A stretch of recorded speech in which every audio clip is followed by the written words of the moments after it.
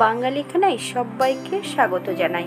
এই গরমের দিনে একদম তেল কম মশলায় রান্নাটি করা হয়েছে। আপনারা তো অনেকভাবে পাবদা মাছের তেল ঝাল রান্না করে খেয়েছেন। একবার আমার মতন করে সহজ পদ্ধতিতে আপনিও শিখে নিন ছোট ছোট টিপস সহ। তবে পাবদা মাছের তেল ঝাল আমি এখানে কিভাবে রান্না করলাম চলুন সেটা একবার ভিডিওর মাধ্যমে দেখে নেওয়া যাক। আজকে রান্না করব পাবদা মাছ। পাবদা মাছগুলোকে বেশ ভালো করে কেটে পরিষ্কার করে ধুয়ে রেখেছি। মাছ ধোয়ার পদ্ধতি: হাফ চামচ নুন দিয়ে 3 থেকে 4 বারের মতন পরিষ্কার জল দিয়ে বেশ ভালো করে ধুয়ে নিতে হবে। হাফ চামচ নুন আর হাফ চামচ হলুদ গুঁড়ো মাছের গায়ে বেশ সুন্দর করে লাগিয়ে নেব। 2 চামচ জিরে আর বেশ কিছুটা কাঁচা লঙ্কা বেশ মিহি করে বেটে নিতে হবে। মাছের গায়ে বেশ সুন্দর করে নুন হলুদ লাগিয়ে নিয়েছি। 1 চামচ সরষের তেল মাছের গায়ে বেশ ভালো করে লাগিয়ে রেখে দেবো 10 মিনিটের জন্য রেস্টে। জিরে লঙ্কাটা বেশ মিহি করে বেটে নিয়েছি। অন্য যে মশলাগুলো প্রয়োজন হবে সেগুলো রান্নার সময় অ্যাড করব।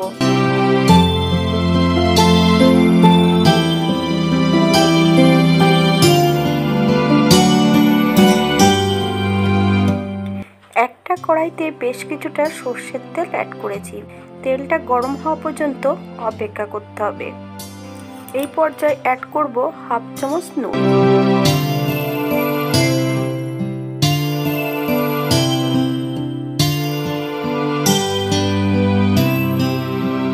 বেশ ভালো করে তেলটা কড়ার গায়ে লাগিয়ে নিতে হবে। এই পর্যায়ে সম্পূর্ণ মাছগুলো এক এক করে তেলের মধ্যে অ্যাড করব। মাছগুলো বেশ উল্টিয়ে পাল্টিয়ে ভালো করে ভেজে নেব। আপনারা আপনাদের পছন্দ মতন মাছগুলো ভেজে নেবেন।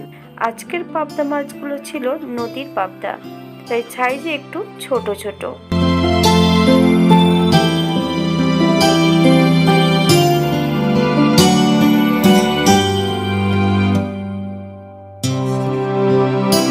পাবদা মাছের গায়ে নুন হলুদ লাগানোর সময় যদি একটু সর্ষের তেল লাগানো হয় তাহলে মাছ ভাজার সময় মাছগুলো ফেটে গায়ে লাগবে না। একইভাবে আমি দ্বিতীয়বারও মাছগুলো ভেজে নেব। এই পর্যায়ে আমি সম্পূর্ণ মাছগুলো ভেজে নিয়েছি।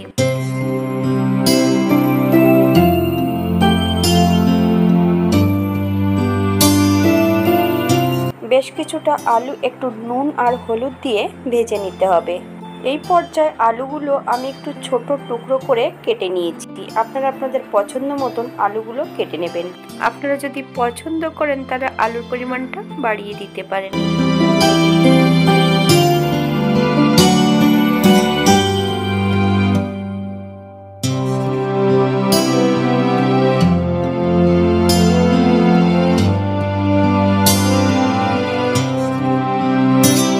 পর্যায়ে সম্পূর্ণ আলুগুলো তেল থেকে তুলে নিতে হবে। একই তেলে রান্না করব। ফোড়নে রেখেছি 1 চামচ কালো জিরে। ফোড়ন থেকে সুগন্ধ বেরোলে সম্পূর্ণ বাটা মশলাটা অ্যাড করতে হবে। এই পর্যায়ে সম্পূর্ণ ভাজা আলুগুলো অ্যাড করব। হাফ চামচ হলুদ গুঁড়ো। মশলা এবং আলু দিয়ে 1 থেকে 2 মিনিটের মতন মিডিয়াম আঁচে ভেজে নেব। এই পর্যায়ে মশলা ধোয়া বাটি থেকে সামান্য একটু জল অ্যাড করব। হাফ চামচ নুন, 4-5টা কাঁচা লঙ্কা। আপনারা যদি পছন্দ করেন তাহলে কাঁচা লঙ্কার পরিমাণটা বাড়িয়ে দিতে পারেন। আপনারা স্বাদ অনুসারে নুনটা অ্যাড করবেন। মশলা থেকে যতক্ষণ কাঁচা গন্ধ বেরোবে ততক্ষণ মশলাটা বেশ ভালো করে কষিয়ে নিতে হবে, অথবা যতক্ষণ মশলা থেকে তেল না ছাড়বে ততক্ষণ বেশ ভালো করে মশলাটা কষিয়ে নিতে হবে। আশা করি ভিডিওটি সবার ভালো লাগবে। যদি ভালো লেগে থাকে তাহলে চ্যানেলটি সাবস্ক্রাইব করবেন, পাশে থাকা বেলটি বাজিয়ে দেবেন, নইলে নিত্য নতুন রান্নার রেসিপির নোটিফিকেশন পাবেন না। মশলা থেকে তেল ছেড়ে দিয়েছে। এই পর্যায়ে 1 কাপ গরম জল অ্যাড করব। আপনাদের যতটা গ্রেভির প্রয়োজন আপনারা ততটা জল অ্যাড করতে পারেন। হালকা হাতে নেড়ে চেড়ে বেশ ভালো করে মিশিয়ে দিতে হবে।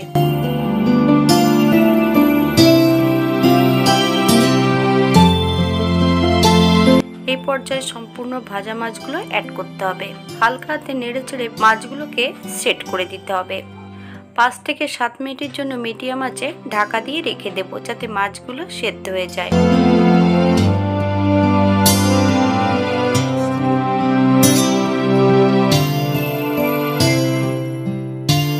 7 মিনিট পর হালকা হাতে একটু নেড়ে চেড়ে নিতে হবে। এই পর্যায়ে 1 চামচ কাঁচা সর্ষের তেল অ্যাড করব। আপনারা যদি পছন্দ করেন তাহলে পরিমাণে বাড়িয়ে দিতে পারেন।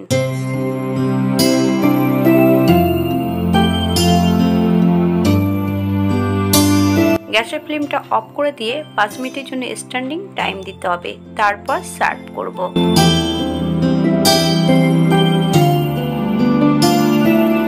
এটা দেখতে যেমন ভারী সুন্দর হয়েছে, এটা গরম ভাতে খেতে অসম্ভব ভালো।